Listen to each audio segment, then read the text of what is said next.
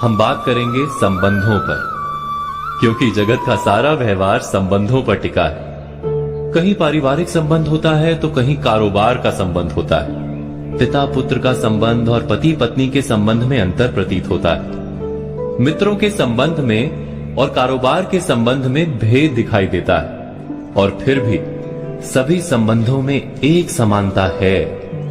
पहले मधुर और प्रिय लगने वाले संबंध बहुत जल्द ही कड़वे प्रतीत होने लगते हैं। क्या ऐसा नहीं होता? क्या हमारे अधिकतर संबंध बोझ नहीं बन जाते जीवन में? पर ऐसा होता क्यों है? संबंध वास्तव में क्या है? कुछ संबंध का आधार प्रेम पर होता है तो अन्य संबंध का आधार लाभ पर। फिर भी सारे संबंध अंत में टूटने क्यों लगते हैं?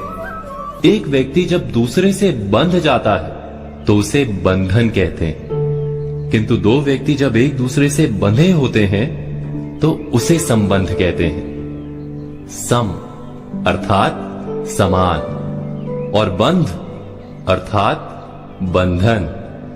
घोड़े और उसके सवार के बीच संबंध नहीं, वहां केवल घोड़ा बंधन में है, सवार मुक्त है।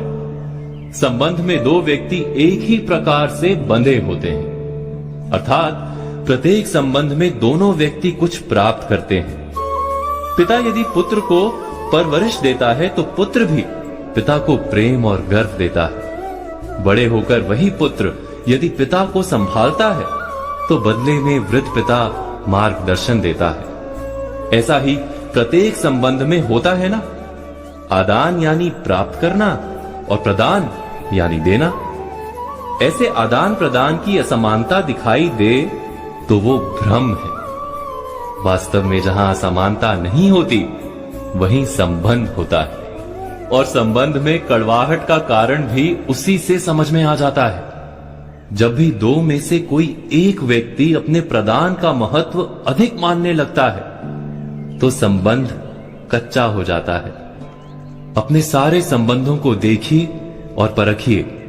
यदि कड़वाहट है तो अवश्य आप पाएंगे कि आपका अपना अहंकार बढ़ गया है। जब भी संबंध में किसी एक का अहंकार बढ़ जाता है तो वो संबंध दूसरे के लिए बोझ बन जाता है।